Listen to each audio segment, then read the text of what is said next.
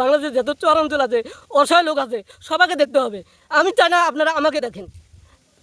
মানুষ খুশি থাকলে আমিও খুশি থাকবো। আমার পরিবার অনেক ছোট পরিবার, আমার বাড়ি চালা পর্যন্ত নাই।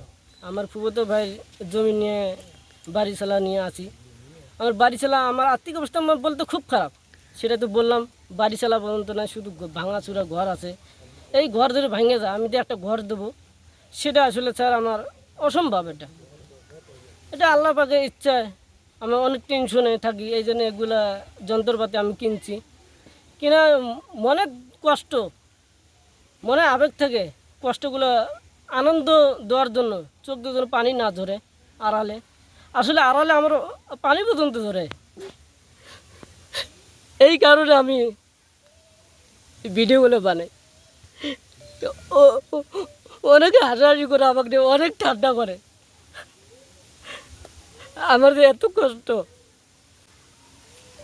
আমাদের বাড়ি চালাটা থাকতো, আসলে আমি অনেক খুশি হইতাম। আমি এখন নতুন সরকার, বাংলাদেশের সকল এমপিকে আমি আবেদন করে বলছি, বাংলাদেশে যত চরাঞ্চল আছে, অসহায় লোক আছে, সবাইকে দেখতে হবে। আমি চাই না আপনারা আমাকে দেখেন। মানুষ খুশি থাকলে আমিও খুশি থাকবো, এটাই আমার আদেশ, এটাই আমার কথা।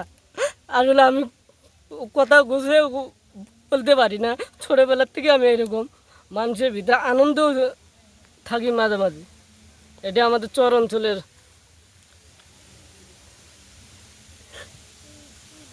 আমাকে কেউ, আমি যে ভিডিওগুলো ছাড়ি, লাইক দেবেন ভালো কথা, কিন্তু কমেন্টে কেউ লিখবেন না আমি তাজু ভাই এখন ভাইরাল সাংবাদিক হিসেবে, অথবা তার এলাকায় পরিচিত সাংবাদিক হিসেবে আমাকে কেউ পরিচিত করবে না। কেন? আমি শিক্ষিত না, অত উচ্চ লেভেলে আমি কথা বলতে পারবো না, তাহলে আমি ওখানে যাব কেন?